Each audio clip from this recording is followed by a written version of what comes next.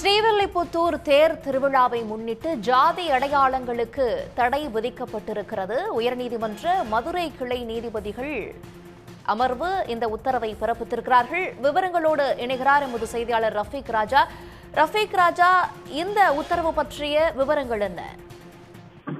நிச்சயமாக விருதுநகர் மாவட்டம் ஸ்ரீவில்லிபுத்தூரை சேர்ந்த சந்தனகுமார் என்பவர் உயர்நீதிமன்ற மதுரை கிளையில் ஒரு பொதுநல வழக்கினை தாக்கல் செய்திருந்தார். அந்த பொதுநல வழக்கின் முக்கிய சாராம்சம் என்பது உலக பிரசித்தி பெற்ற ஸ்ரீவில்லிபுத்தூர் ஆண்டாள் நாச்சியார் கோவிலுடைய ஆடி உற்சவ திருவிழா நாளை துவங்கி நடைபெற உள்ளது. இந்த உற்சவ திருவிழாவில் பல்வேறு நிகழ்ச்சிகள் நடைபெற்றும் இந்த குறிப்பிட்ட நிகழ்ச்சிகளில் சீர்பாதம் எடுத்தல், எண்ணெய் கொடுத்தல் போன்ற நிகழ்வுகளில் குறிப்பிட்ட சமூகத்தினரே தொடர்ந்து செய்து வருகின்றனர். அது மட்டுமல்லாமல் அரசியல் கட்சியினுடைய தலைவர்களுடைய புகைப்படங்கள் இடம்பெறுகிறது. குறிப்பிட்ட கட்சியினுடைய கொடிகள் இடம்பெறுகிறது.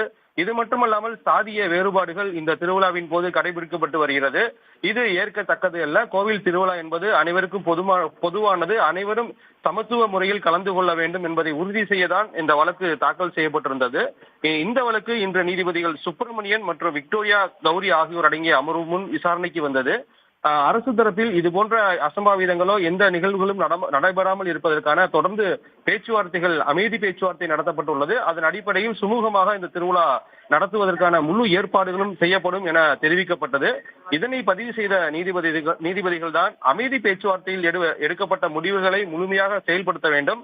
குறிப்பாக இந்த ஸ்ரீவில்லிபுத்தூர் ஆண்டாள் நாச்சியாருடைய திருவிழாவின் போது சாதிய பாகுபாடுகள் இருக்கக்கூடாது, அரசியல் கட்சியினுடைய கொடிகள் பயன்படுத்தக்கூடாது, அதே போல பனியன் டி ஷர்ட்டுகளில் குறிப்பிட்ட சாதிய தலைவர்களோ அரசியல் கட்சி தலைவர்களோ போன்ற எந்த விதமான புகைப்படங்களும் இடம்பெறாமல் அனைவரும் பங்கேற்கும்படி இந்த திருவிழாவை நடத்துவதற்காக தற்போது உத்தரவு பிறப்பித்து இந்த வழக்கையும் முடித்து வைத்துள்ளனர்.